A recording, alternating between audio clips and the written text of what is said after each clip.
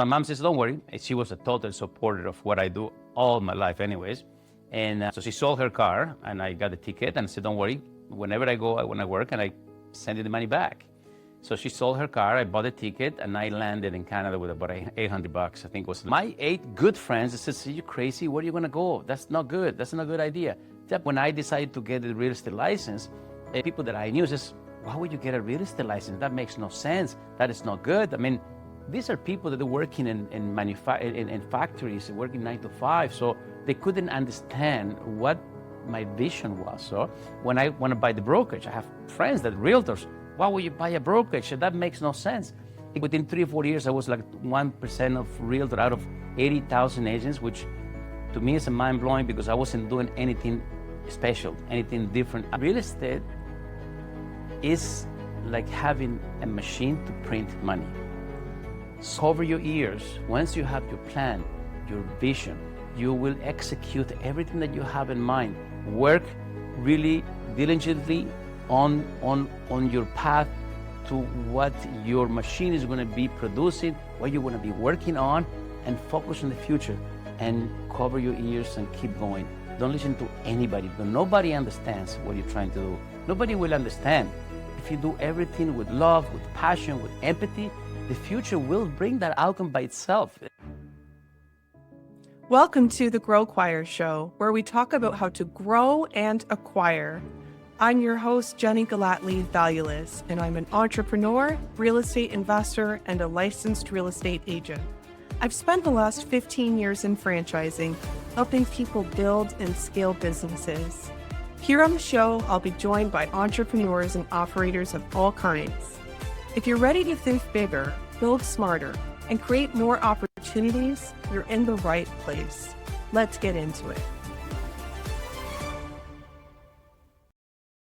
Welcome everyone to the GROWQUIRE show. I am very excited to welcome Fernando Ferrari from Casora Realty, and he is my broker owner at my brokerage. So I am delighted to have him on the show today to ask him questions about his life and how he got into this business in the first place and the business that he's building now. So welcome to the show, Fernando. Thank you very much, Jenny. A pleasure to be here. I'm so excited for your journey in this podcast, new venture that you have. That's awesome. Thank you. Thank you. You were on my short list of people that I wanted to come on the show first. So I'm thrilled that this worked out. I really want to start with your story from the beginning, because you have a very special story. So we'll start kind of from the beginning and then to where you are today in life and in business. So where did you grow up? Okay, so I was born in a town called Cordoba. Cordoba is very much in the center, the heart of Argentina. For those that they know where Argentina is, it's all good, but I met people that they think Argentina is a city in Brazil, okay? So Argentina is the last country in South America, very much touching the South Pole. The weather is fantastic. We are surrounded by mountains and lakes. It's a beautiful, beautiful city. And I had a beautiful youth. I went to private schools. I was the only child until I was 10. Fantastic parents and plenty of friends. So I grew up in a very happy environment. That's how I remember anyways. And I miss the weather, absolutely. I miss the family. But again, you cannot have it all sometimes. And then as you grow, you start making decisions, based on your age or based on your dreams. And then Argentina is very close to my heart. I go every year. I go to see my family every year, with no exceptions for the last 37 years. Never missed 1 year. I promised my mom that I was going to go visit her every time. And that's one of the stories that we have with her, because when I left Argentina, I was about 21. And my mom says, well, where are you going? I said, I'm going to Canada. I said, okay, sounds good. I'll see you next week. I said, no, Canada's far away. I said, where is Canada? So I brought a globe and it's okay. We are touching the South Pole and I have to fly to the North Pole. So it was a little bit of a shock for her. But anyways, that's my beginnings. South Pole, the North Pole. I love that. Hi, everyone. Thank you so much for tuning in and for watching. My favor to ask of you right now is to click the subscribe button so that the show can continue to grow. And this is something free for you to do wherever you're listening or watching, and will help me bring on bigger guests and engaging conversations that interest you. So I would really appreciate your support. Thank you so much, and let's get back to the episode. So what was the main reason that you chose to leave your family, leave the country that you love so much, and come to Canada? The idea was not to come to Canada. I had a very adventurous kind of a heart, I would put it that way. Since I was like 8 years to 10 years of age, I always told my mom I will finish school and I will go to travel the world. So it's kind of my mom thought, okay, this guy is saying this all the time. He continues to talk about this, right? I didn't know where. My logic thinking was to go to Miami because the language, the weather was a little bit better. But in that time, Miami was totally shut down. Immigration was shut down, and people from Argentina could not go there unless you had a special visa, something like that. But I was very young. I was 21. So I didn't have a very well plan to execute for my next 10 or 15 years. It was just very much an adventure. So I left the university and I just went for an adventure. And my father knew somebody that was in Canada. I says, why don't you come visit us in Canada? I says, sounds good. Where is Canada? And then he told me about it. And so it was not a plan. It just happened to be that I knew somebody and I landed over here, really. In reality, that's what's happened. That's how I end up here. I love your story, and I think a lot of new Canadians can relate to your story, whether they're coming for an adventure or they're coming for opportunity. So when you came at the age of 21, did you come with a financial plan, a financial safety net? Did you bring savings, or were you starting with nothing? No, I was in school over there. So I was studying architecture back then. The economy collapsed. The teachers, they were in a strike. And I had a kind of a gap there. I didn't know what to do. So that's when the idea of leaving the country came up to me. And I said, okay, what? I'm 21. And I think 21 and a few days. And when I got the passport, like 3 days or 4 days after. And then I broke the news to my mom and said, okay, what I'm going, I didn't have any money. So my mom had a little car. It's called a Fiat 600. It's a little round little ball. And that was the only car my mom had. We come from a really average type of family. My father's a barber. My mom was a hairstylist. So we didn't have any extra money to spare. So my mom says, don't worry. She was a total supporter of what I do all my life anyways. And so she sold her car and I got the ticket and I said, don't worry. Whenever I go, I want to work, and I send you the money back. So she sold her car, I bought a ticket, and I landed in Canada with about $800, I think was left over. Wow. That was the story. But again, remember that I didn't come to stay. I came to have an adventure, right? So after I landed here and having a hard time in immigration to go through, I went through and I went to live with this guy. And then he introduced me to somebody that knew a barber, and I studied at the barber school as well because I was working on the weekends over there while I'm paying for my school. It's not such a thing as an OSAP over there or nothing like that, so you have to create your own path. And again, my parents didn't have the money to support that, so I work in the weekends to support my school, and happens that I worked for 3 or 4 years, so I had quite a bit of an experience. So when I came here, this guy introduced me to a barber that owns about 10 barbershops. And I got hired within a week or 2 weeks. And I tell you a funny story. I used to love ride motorcycles. I still have one. And so with my first salary, 21 years old guy with no brain, only an adventure, heart. And I went and bought a race bike with my first salary. So my boss asked me, he's asking me, when did you get the license? You just came to Canada a month ago. So I asked him, I said, what license? What are you talking about? Because in South America, things that were different, right? Yeah. And that was my first reality check that here in Canada, we have certain structures and certain rules and regulations that we have to follow. That was my first wake up to to Canada laws and regulation. And really, that's how I started over here. I rent a room the first 2 months, and of course, no furniture. I slept in a carpet for about 3 months, and that's how it's the beginning of the story, really. So you started in a barbershop similar to your family. Your story is very compelling to me, and I've come across this over and over again from people who've accumulated wealth and they started with nothing, right? It's really about taking risks along the way. So at what point in time did you come across real estate and think, I'm going to get my real estate license and become a real estate agent? Yeah, that's a little bit far in between the stories, because I was 26 and I decided to go back to Argentina. So I went back from 26 to 30, and then I met my wife there, and then we decided the economy is still terrible over there. The crime was really high. So we thought, okay, you know what? We don't want to have a family here. And then we came back when I was 30. And then my love for real estate really was always there, because that's why I went to study architecture. I had a love for structure, geometry, and you know, everything related to the beauty of buildings. But over here, with no language and no money, it was very complicated to get into the space.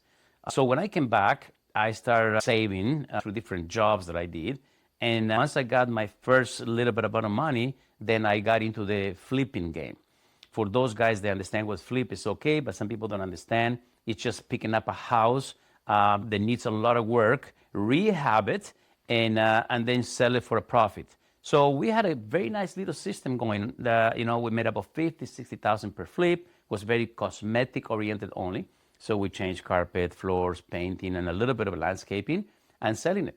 That's really how we got into real estate, not as a licensed realtor. And then after 2-3 years, we figured out that we had to do something. Somebody has to get a license, my wife or me. And the reason was because we need to have access to the information that was behind the scene. So the intention was not for me to get the license to sell homes, but to do my own flips and to have more tools and more information that I could use myself. And the number two was that every time that I tried to find a home, I have to call a realtor. And the answer for the realtor, the level of professionalism in the street was so bad that out of 10 people, I mean, we have to see at least 10 houses to make our decision on one of the houses we want to buy. So I have to deal with 10 different agents. So every time I call, out of 10, 2 people answer. The other 8, they never answer. They answer 3 days after your request. And my level of anxiety was getting high because the response from these people and the level of competence was so bad. I said, we need to get a license. And that's how I got into getting the license myself. And originally we did a few years doing my own things, which was fantastic, because by saving one commission one end and saving one commission in the other end, that was enough almost for 30% of the renovation value. That's when we thought, okay, you know what? Now we have a 30% surplus on the profits. And that's really how we got into getting the license. That's an amazing story. It's going to segue into a question I have a little later on about the importance of home ownership and investing in real estate. But let's talk now about, you've recently become a broker owner in the last 18 months or so. And before that, you've been really focused on being a very successful real estate agent. What is it about being an agent, a realtor, that you are so drawn to? Because you're extremely passionate about it. You clearly love it so much. You sincerely care. I can tell you deeply care about people and your clients that you work with. What is it about this business that you love so much? Yeah, I think everything will tie into passion, as you mentioned before. I'm a very passionate guy when I speak. I'm a passionate guy when I play soccer. I don't want to lose a soccer. I don't want to lose when I play chess. I play paddle. I play whatever sports that I play, I want to win. I don't play just to play. And life for me is the same. So when I do something, I do it with an extreme passion. And even when I talk to my kids, I think that translates into everything I do. Again, when I decided to do real estate, I thought, okay, if I can answer the phone in time, if I can have empathy for people's problem, because real estate is solving problems. It's not buying or selling a house. Whoever sells a house is because they have a problem to solve, or the house is too small, or the house is too big, or there is a divorce, or there is a relocation, or they can't afford the house. So if you don't have that empathy part of the equation within you, you're not going to be able to serve these people properly. And that's when it started to come into me and say, you know what, I love helping these kind of people and solve these type of problems. And then I started selling homes within a year or two, and I thought, wow, I'm doing better than 90% of the agents here without doing much. We're just about talking to people, solving people's problems, answer the phones, and then within 3 or 4 years, I was like 1% of Realtor out of 80,000 agents, which to me is mind-blowing because I wasn't doing anything special, anything different other than just really care about people. Then I transitioned into having a team, and then I created a team. I think it was a mid-sized team, about 7 people that I work with. Super nice people. I learned a lot about leadership there, and I learned a lot about the responsibility of caring for other agents. And that's when my journey of a coaching started. In my previous brokerage, I coached hundreds of people, and I learned that I enjoyed as much as selling homes. And that's what brought me to my mission and my vision of getting this brokerage. And I enjoyed every single day of my life just as much as I sell in real estate. Selling real estate is rewarding for an agent when you succeed doing something, and it can put you down to your knees when things are not going well. But it's all a mindset, because you will have good days, bad days, and owning a brokerage is exactly the same thing. You're going to have a lot of complaints. You're going to have rewarding days. You're going to have days that an agent calls you and says, thank you very much. My family is very happy because you helped me doing something.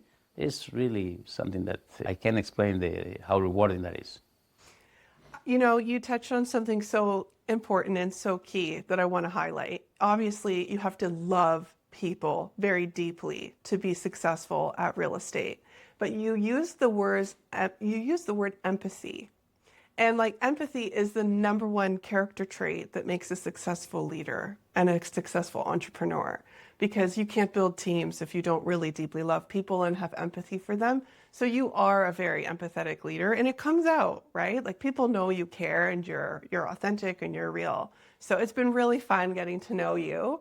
Now, talk a bit about Casora and this brokerage that you're building.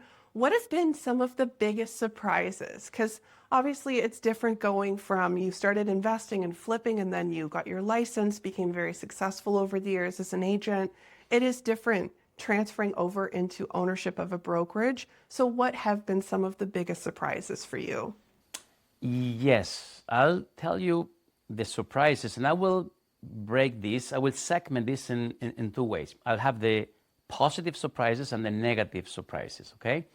So the negative surprises for me here was that even though I planned so much for the brokerage when it comes for new branding, new procedures, new policies in place, new manuals, I mean, the whole thing, I thought it was going to be easier and faster, and it's taking so much longer than I anticipated. Because there's so many pieces of this machine that I didn't anticipate. And you count with 120 steps, and you go inside the machine and say, oh my God, now I have another 120 inside each of these steps. So that's probably the biggest kind of a shock that I find out.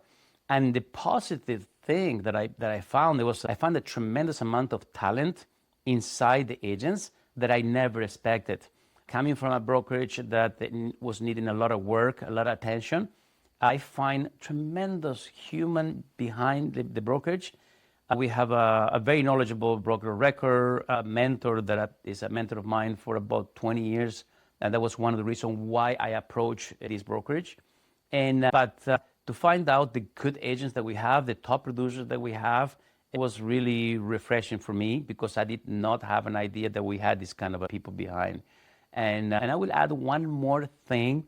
The only reason why I got this brokerage is because over my career, my last 15, 16 years as a realtor, I transitioned from mega companies to iCloud companies to luxury branding. So I've been on the three of them. And one of the things that I realized is that agents, they put so much effort in making one deal happen. But then by the time you collect the net, like majority goes to the brokerage and the splits. And it's not much in exchange of that. I don't say they're good brokerage or bad brokerage. I had great experience, and in each brokerage that I was before, I had great mentors. I'm not saying that. But my mission here was to create something which the agents, they can keep everything that they earn. And that was so important for me without missing any of the other components, the support, the one-on-one coach, and the technology. So if we can achieve this, we were going to be successful doing what we're doing. And I really believe that in about 10 years from now, there's not going to exist a brokerage with the splits that they have now, like 15, 20%. It's not going to exist. There's no need for that because we can provide exactly the same technology, exactly the same support, and you keep it all. So that was the reason why I embarked myself in this project.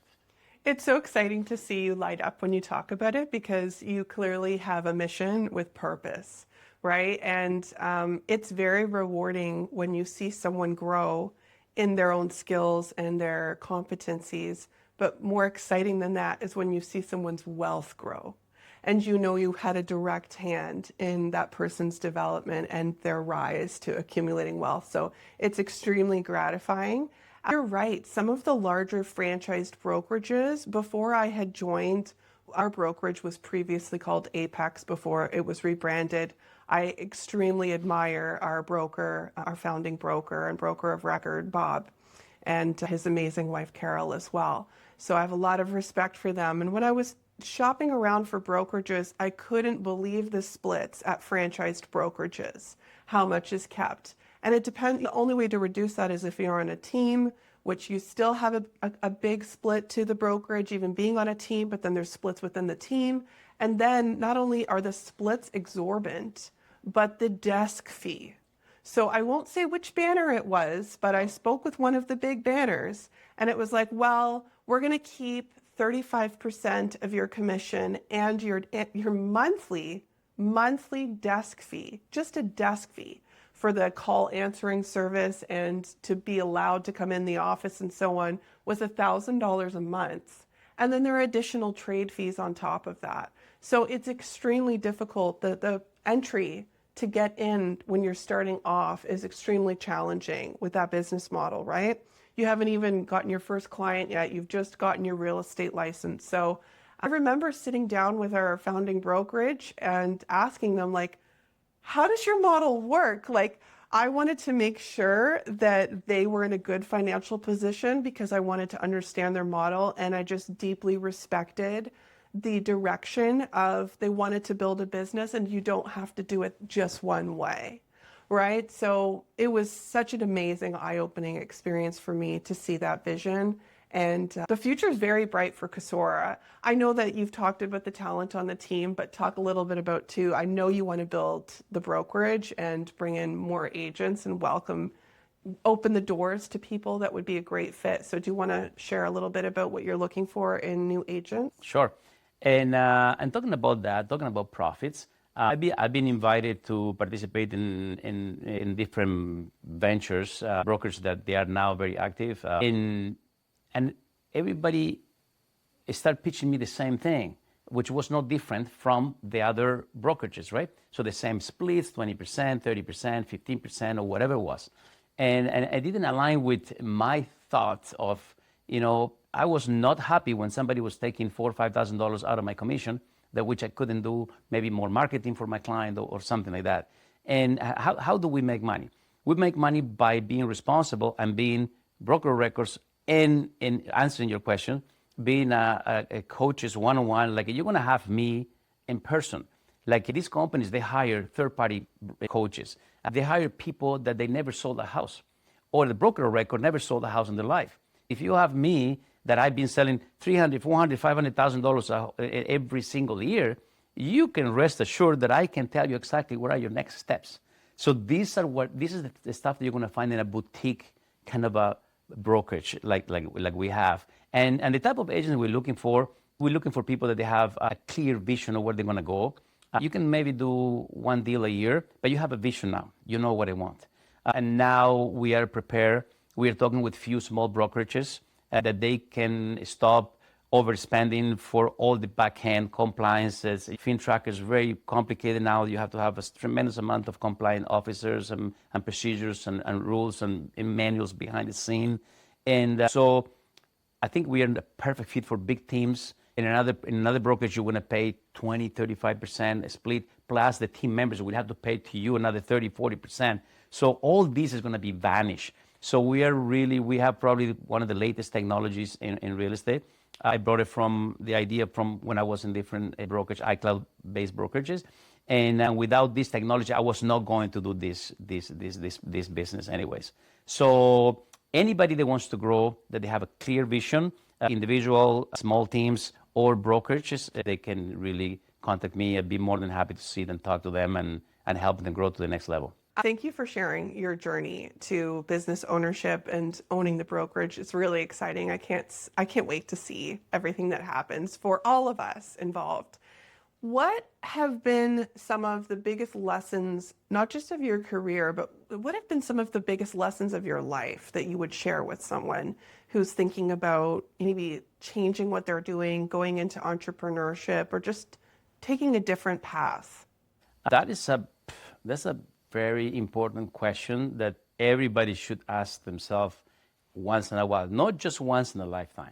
You should ask yourself that question maybe every 6 months, okay, to realign where you're sitting. I think one of the most important things is just to understand that what your vision is and where you're going to go is not the vision of your mother, it's not the vision of your sister, it's not the vision of your neighbor or your best friend. So when I decided to leave Argentina and to come to Canada, and my 8 good friends said, "Are you crazy? Where are you going to go? That's not good. That's not a good idea." But that is what they were thinking, okay? It's not what my mind had expressed to me or my desires. Then when I decided to get a real estate license, people that I knew says, "Why would you get a real estate license? That makes no sense. That is not good." I mean, these are people that are working in factories, working 9 to 5, so they couldn't understand what my vision was. So when I want to buy the brokerage, I have friends that realtors, "Why would you buy a brokerage? That makes no sense." Again, so make sure that you cover your ears. Once you have your plan, your vision, you will execute everything that you have in mind. Work really diligently on your path to what your machine is going to be producing, what you're going to be working on, and focus on the future and cover your ears and keep going. Don't listen to anybody because nobody understands what you're trying to do. Nobody will understand. Your family won't understand. Your friends won't understand what you're trying to do. Just do it yourself, work in your plan, work in your vision, and then you analyze, realign, and move again. I think that was the biggest thing that I can tell anybody that has been working okay for me. There is a guy, he's a music producer, very well-known, Rick Garvin, I think that's the last name. And he says, see, you work, you put your things, your plan in motion, and you work on your passion. And it's something that you don't have to worry about the outcome. You work in your passion, you work in your dream, you work in what is gonna be the day in, day out activity.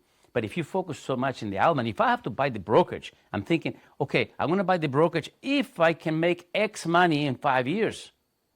That is terrible. That's a terrible idea. I have to work every day to bring the best agents to the brokerage, to bring the best technology to my agents, to bring the best leader that I can. And then I think if you do everything with love, with passion, with empathy, the future will bring that outcome by itself. I mean, you don't have to think about that outcome. And I think that was probably the best thing I can tell you about what I learned in life. It's so difficult to block out the noise and block out people's opinions, especially when people closest to you are the ones questioning you, because those are the people who you respect the most and you usually seek their counsel. right? So to do the opposite it's a practice, right?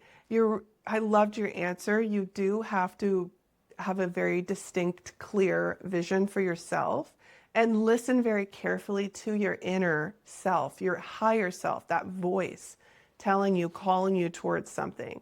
So it's not always easy when people are questioning, and that's great advice. So thank you for sharing that.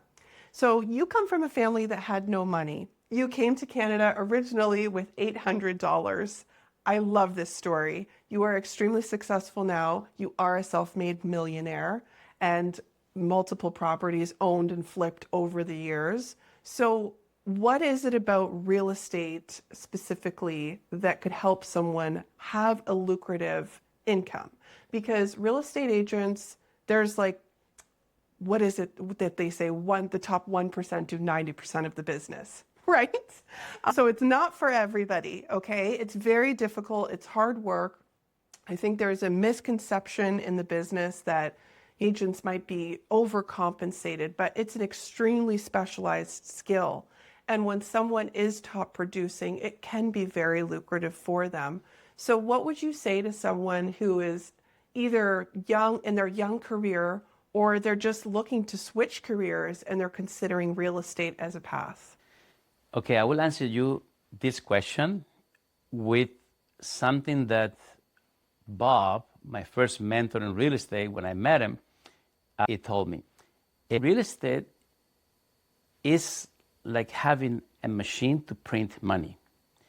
So if you get the real estate license and you've been working for $20 an hour, you will have to work many, many hours to make $20,000. But if you sell one house, you're going to make $20,000 in one shot. Now, to sell that house, you will have to go to school for 2-3 years. You will have to build some skills on the way. You will have to create some tools that you're going to put into your knowledge, and then it's going to happen. Nothing happens immediately, but it's very rewarding once you are inside real estate. You have time back for you because you have all the time in the world if you want. You will have created hundreds of relationships with people, which is very good, because without relationship you cannot survive in this business. And number four is very rewarding economically. It's not magic, doesn't exist, a magic pill. But if you do the few steps that 90% of the agents don't do, you can be very successful in this. And that's why I'm here, to help anybody that wants to go to the next level. If you're doing one deal, you want to go to 5. If you're making 10, you want to go to 20. If you're making 30, you want to go to 50. Because I've been doing this every single year with very easy steps, very clear steps. It's not complicated. It's not rocket science. But yes, it's a job. It's something that you have to mentalize yourself. It's boring. It's repetition. You just have to network with people. You just have to go and meet people in open houses. You gotta go meet people in the neighborhood. You gotta send people a newsletter. You have to be visible. You have to. I'm still amazed. For example, when I see a listing, it's at 80,000 agents, and 40,000 of them they don't wanna be seen, like in purpose. Like their listing is public, so people go on Realtor.ca or they go to these third-party companies like Sigma or whatnot, and the agent number is not there. Oh, I don't want them to call me. I said, really? Is that the industry that you came to? You came to sell homes. You want people to know you, but you don't want them to call you? I mean, my phone is in my website and every page that I publish myself, and every video that I do, and all my listings. I mean, if people cannot find you, how you want to be successful? So I will recommend that don't be that 007 agent, secret agent that nobody knows. Your family needs to know what you're doing. Your friends needs to know what you're doing. Everybody needs to know. Your past friends from school, high school, university, everybody within your sphere that needs to know you. I talk to agents and I say, okay, how many letters you sent to the sphere of influence? Oh, I don't have a sphere of influence. So you don't go to the dentist? Yes. Did you send the letter to your dentist? Oh, no, that's not going to be my client. You see, it's already a pre-established, thinking that your dentist is not going to work with you. Well, do you pay the dentist? Yes. Well, because you pay him, he's going to be okay if you add him to the newsletter. So don't be the secret agent. You need to be known. If you want to live, survive, and succeed in this space, you need to be known. If you're a nobody in front of people, you're not going to succeed. You used a great example about if someone sells one house, they could make $20,000. I would just want to hone in on that example for a second. If someone gets their license, they do their first sale, they grow, and it can be on the side. It's not like they have to stop working other jobs, right? Correct. Yes. So real estate is one of those things that people kind of look at it as all or nothing. Oh, commission only? Yikes. You know, just you can keep your day job, and I know that's what you did, right? So everybody usually starts that way, and then once you go from 1 to 5 transactions a year all of a sudden is around $100,000 in revenue. So many people aspire to a 6-figure salary of over $100,000. They'll rack their brains trying to figure out, how do I get a salary job over $100,000? To live in the Greater Toronto area, it's very difficult to sustain your livelihood and pay all of your bills if your household does not have that at a minimum, right? If 2 people are working $50,000 jobs, and then so if one person could earn over $100,000, that's a really big swing for a family financially in a household. So I'm glad that you use that example. And then obviously if they get from that 5 transactions a year to 10 transactions a year, it could be $200,000. Again, this is revenue. You have expenses for your business and for your license, but the possibilities of your income, if you are successful and disciplined and passionate and not shy, right? Like you said, you can't be this ghost real estate agent. Everyone in your network needs to know you're a real estate agent. You need to be promoting yourself and not feel discomfort about selling yourself, right? And I think there's this association with, ew, sales. Okay, so I was just listening to Robert Kiyosaki. I admire him so much. And he said there's 3 successful things you need to be a successful entrepreneur. You need to sell, okay? Selling is the number 1 thing. The second is raise capital. You need the ability to raise capital. And the third is manage people. But his first answer was sell. I loved that. So thank you for sharing that, Mass. It is very lucrative for someone who wants to join. And I know your doors are open at Casora. Absolutely. Absolutely. The doors are totally open. And again, actually, I would recommend everyone that they want to start in this business to continue to do what they're doing, to have that safety net of every day, the normal job that they do, and grow the business on the side. I'll tell you one little example how I broke into the real estate. What was my first sale? I was working at the barbershop in Berlin. I used to have a very successful barbershop, and it's still running in the area of Lakeshore and Appleby Line. I think it's the longest and oldest barbershop running in Burlington.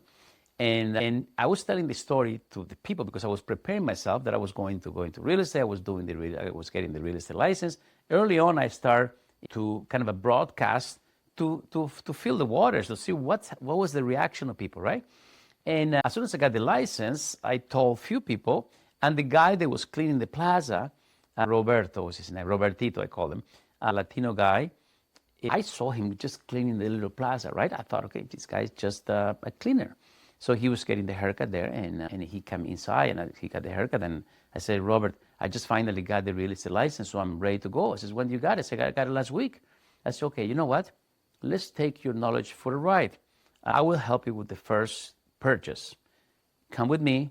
Let's go to, and it was in Caledon. Come with me, and I want to make you buy your first property.